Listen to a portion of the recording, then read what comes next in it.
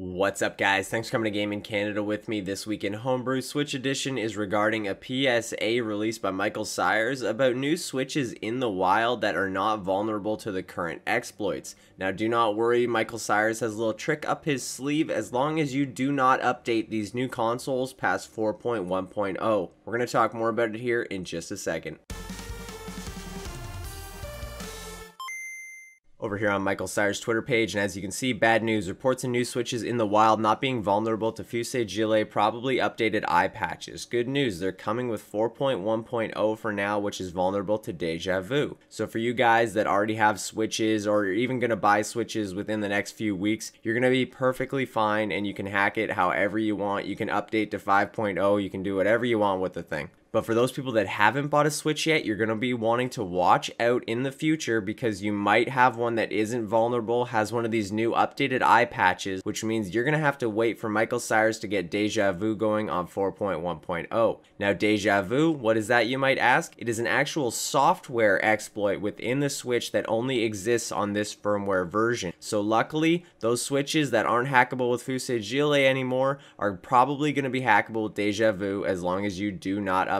So within the next few weeks or maybe even months, if you happen to buy a Switch, you guys want to probably not update it. So we thought the first new Switches that were going to be released were probably going to have an updated Tegra boot chip. So this means that NVIDIA was going to create a brand new boot chip that Switches could use in the future that aren't vulnerable to their boot ROM exploit.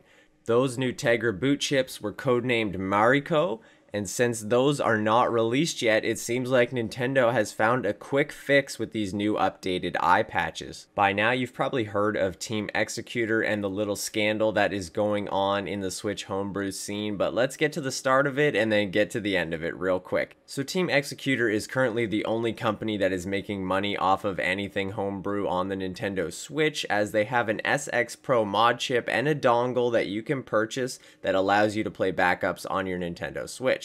The only thing is that a lot of homebrew devs in the Switch community were pretty sure that Team Executor was stealing open source programs and selling them within their little bundle. On top of that, people have started to dissect Team Executor's code, trying to hack their Switch operating system so that everyone can use it for free, and they found some pretty bad stuff. Let me just show you right here. Over here on Mike Haskins' Twitter page, and as you can see, he's got a little PSA regarding Team Executor's operating software and how it contains brick code. So basically, he was trying to reverse engineer this so that everyone could use it for free, and it turns out Team Executor put a little bit of a fail-safe for people trying to hack their software.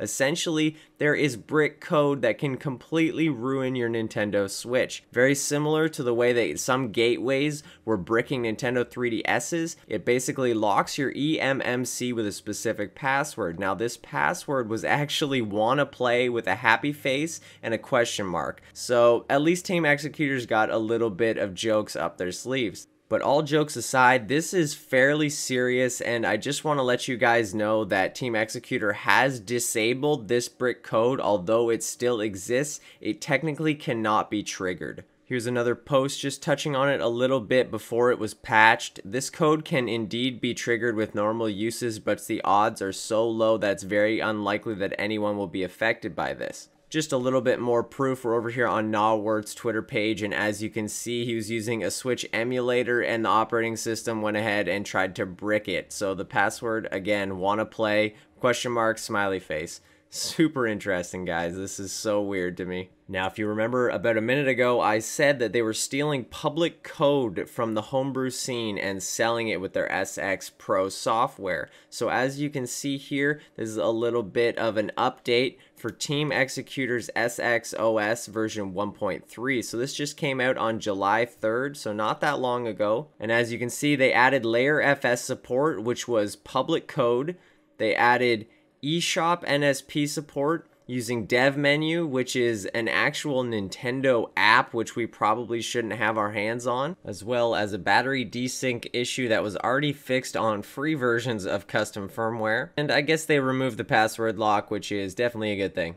So basically, it turns out that Team Executor's SX operating software is simply stolen code from Atmosphere custom firmware and the Homebrew launcher with some bonus console bricking malware.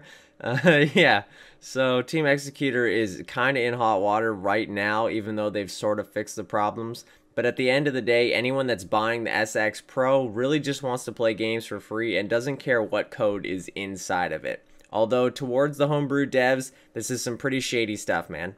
While on the topic of Switch custom firmwares, we're over here on GBA Temp, and this is a thread for the Matrix team's custom firmware and dongle that is coming out for the Nintendo Switch. Now, the Matrix team is a company you've maybe never heard of. Now, these guys are making PS2 mod chips for who knows how long, but now they've decided to dip their toes into the Switch water. The Matrix Switch RCM dongle, compatible with Matrix custom firmware and other open source RCM firmware payloads. Internal battery that lasts up to 2 years or 4,000 boots. That honestly doesn't seem like that many. It should be going into production soon, and the Matrix custom firmware can run from the dongle or from a PC without the need for a license. So unlike Team Executor, you're not going to have to pay for a license to use this custom firmware. It seems like Team Matrix is hoping they make most of their money just simply from selling their own dongle. Not a bad idea. If they can compete with Team Executor, who knows, maybe they can steal a little bit of money from them. Over here on the Switch Hacksing subreddit, and if you guys remember, a minute ago I mentioned about DevMenu, a private app used by Nintendo that some people happen to have gotten their hands on. Now, DevMenu allows you to do some pretty awesome stuff. I want to show you guys real quick. We're over here on Ray's Twitter page, and as you can see, they've created a custom avatar using DevMenu. Now, this is pretty bad because these avatars show up for other users currently. I'm not sure if this has been patched yet, but as you can see, hackers are doing some pretty bad stuff. If we head over here to Nintendo Life, you can see there's an article called Switch Hackers Are Now Forcing Adult-Themed Imagery into Super Mario Odyssey. Now in Super Mario Odyssey, there's these balloons that you can get to. Now these balloons are being made by a user that happens to have their avatar set as an 18+ image. So anyone in Mario Odyssey that finds one of these balloons is going to see an 18+ image that they definitely should not be seeing. Now, while this is slightly hilarious, it is also super bad, and I wouldn't want my kids seeing anything like this. So to any Switch hackers out there changing your avatars, stop doing it, man. You stop that right now.